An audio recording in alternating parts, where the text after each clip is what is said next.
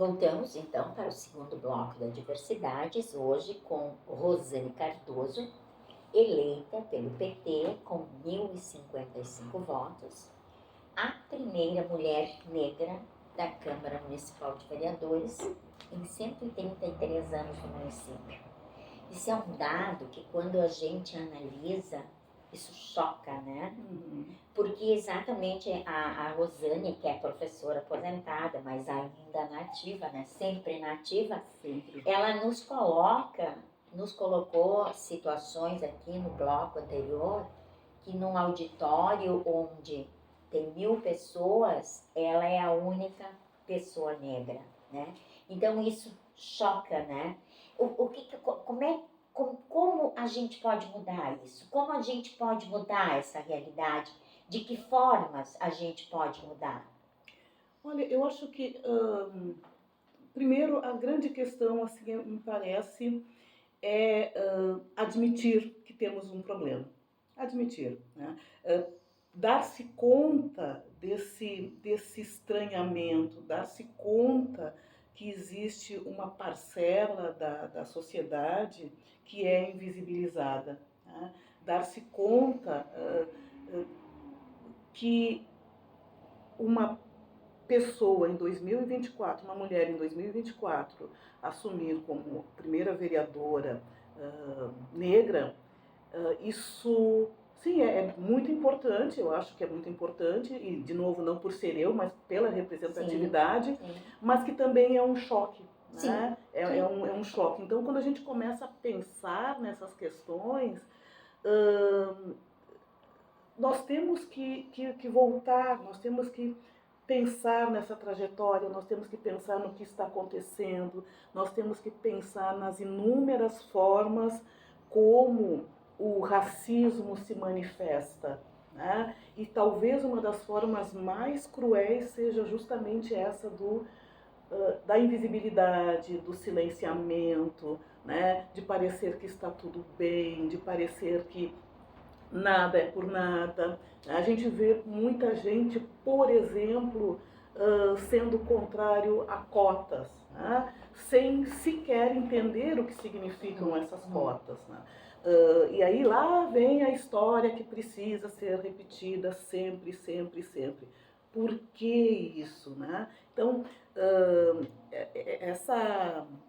a necessidade de haver cotas, por exemplo, né, e já vamos chegar ao ponto da nossa conversa aqui, né, é uma reparação histórica, né, uma reparação histórica em relação ao povo negro, né, pelo período de escravização, e posteriormente à abolição, houve todo um descaso total, né? Bom, estão libertos, né? Mas libertos para quê? Né? Então, libertos para viver onde? E uma coisa que eu sempre gosto de lembrar é que os ex-escravizados foram simplesmente, né, estão livres, né? Entre aspas, bem entre aspas, enquanto que os senhores de escravizados foram indenizados, né? Então, esse é um detalhe que nos escapa muitas vezes. Então, vamos pensar uma coisa bem simples. A comunidade negra está correndo atrás desse prejuízo até hoje. Então, existe toda uma defasagem nesse sentido. E é preciso, né, que haja, então, essa reparação, que haja, então, esse cuidado com uma educação, com acesso e tudo mais, né? E tudo isso, na minha opinião, e eu gosto muito de sonhar, né, fará com que cada vez a gente tenha mais pessoas negras politizadas. Nós já temos muita luta, muita discussão. Todas essas leis que tem havido, também é muito importante destacar que elas não foram dadas, elas são resultado de lutas justamente de grupos de conscientização negra. Né? Então não foi assim, pronto, caiu do céu, alguém deu. Né? Não, são lutas, né? São reivindicações muito importantes. Então eu acredito que eu quero muito acreditar que a minha representatividade na Câmara vai incentivar pessoas, mais mulheres negras. A gente já teve também outras mulheres negras concorrendo agora mesmo. Nós tivemos também a Claudete, que concorreu também pelo PT, que é uma mulher muito forte também, muito poderosa, né? E várias outras também, a Camila do Planalto também, do Afro Black. Então tem muita gente fazendo coisas, tem muitas mulheres negras fazendo coisas. Isso precisa ser visibilizado, né? Isso precisa chegar num espaço como esse para poder, talvez, pensar em projetos que tornem essa visibilidade uma realidade. Isso. Rosane, assim, nessa caminhada política, né, que tu passaste agora, né, o estado do Rio Grande do Sul, ele vem num período muito conturbado, principalmente pelos eventos climáticos, né? O que tu sentiu nessa caminhada pelas comunidades, pelos bairros, conversando com as pessoas? O que tu sentiu? Como é que as pessoas estão? Nós todos estamos muito traumatizados, né? Mesmo as pessoas que não foram atingidas todos foram atingidos de alguma forma, de alguma né? forma. De alguma forma todos foram atingidos.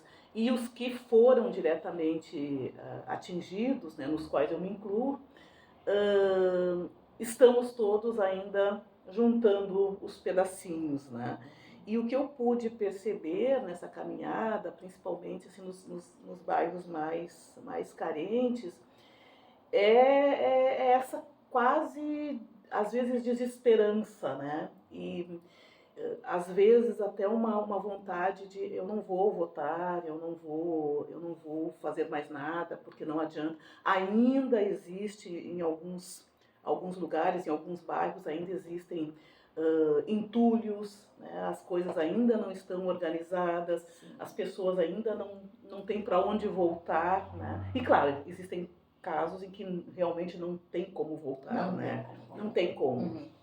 Mas também existem situações em que as pessoas não estão vendo as suas necessidades sendo contempladas, né? E isso tem causado, pelo que eu pude perceber, assim, uma profunda desilusão, né? Nós estamos à nossa própria sorte, né? Eu até entendo que algumas coisas são muito lentas, né? Não é do dia para a noite e tudo mais, mas existe a necessidade urgente de olhar um pouco mais para algumas comunidades e, pelo menos, né, tornar aqueles espaços mais agradáveis, né, que as pessoas possam perceber que existe uma esperança, que mais cedo ou mais tarde elas vão voltar a ter uma rua limpa, né, uma casa arejada novamente, né? Então, eu percebi muita desilusão no ar. E a maior demanda são por moradias? Ou não? Eu acho que sim. Eu não entrei assim tanto nesse detalhe, assim, mas por melhorias em geral no bairro também, né? Esse cuidado, isso que eu falava antes do entulho, muitas vezes, né? Demoraram muito para vir aqui tirar, ou às vezes nem tiraram ainda, né? Então as pessoas se sentindo um pouquinho abandonadas, literalmente. Nessa tua fala que tu fizeste, tu mencionaste essa questão de eu não vou mais votar, né? E ficou muito perceptível, né, que existe essa, diremos assim, uma desesperança, diremos, com o político, com os políticos, né? Sim. Isso ficou claro lá na urna, nas eleições, pelo número de abstenções, o grande número de abstenções. Aqui em Lajeado foram 15 mil pessoas. E é um número que chama atenção Sim. e certamente ele reflete alguma coisa, né? Eu acho que ele traz um recado, né? Sim. Como tu avalias essa questão? Eu fiquei realmente bastante chocada com isso, porque veja bem, esse número de abstenções definiria uma eleição, né? Uhum. É uma coisa extremamente séria a gente pensar que existe esse percentual definidor. Não foi 2%, não foi um número que, bom, mas um número que significou. Expressivo. Exatamente. E é muito triste isso, né? É muito triste as pessoas não se sentirem impelidas a votar, as pessoas não entenderem ou não perceberem o voto como uma forma de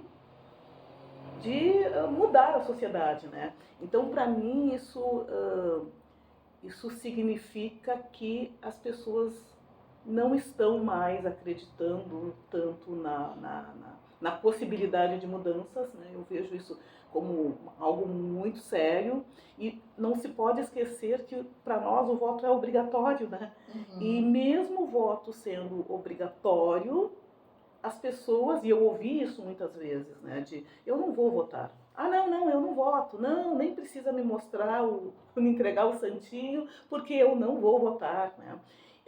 Eu vou viajar.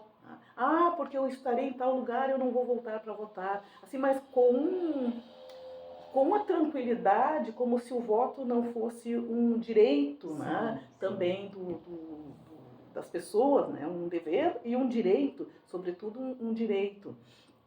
E aí tem dois fatores, eu te diria, Glaci. Um deles, sim, é essa questão de haver, eu interpreto assim, né, como uma espécie de desilusão. Ah, tanto faz, né? Nada vai mudar, nada virá para mim, o voto não vai fazer diferença, né? E a outra questão que eu vejo é de educação mesmo, né? Assim, de a gente se dar conta do poder do voto. Me parece que se está pensando no voto como uma possibilidade de se colocar A, B ou C em determinado espaço, né? Eu vou com o meu voto, o vereador, a vereadora entra, o prefeito, a prefeita entra e tal. Eu acho que está sendo visto assim e não como o que o voto de fato é. Eu voto em alguém e eu tenho o direito de exigir dessa pessoa. Então, por exemplo, eu sei que eu tive um apoio muito grande por parte de professores, né? Bom, eu tenho um compromisso absurdo com esses professores e professoras, né? Porque vão me cobrar. Né? Esse voto, ele é um compromisso, ele não é um presente. Né? Eu não recebi um presente, eu recebi um compromisso, eu recebi uma tarefa. Né?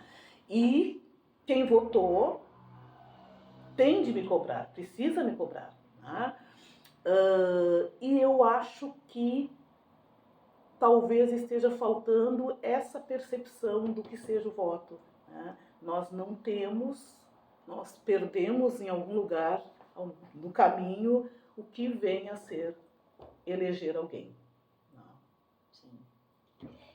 Porque eleger alguém colocar lá, não é simplesmente colocar lá, sim, né?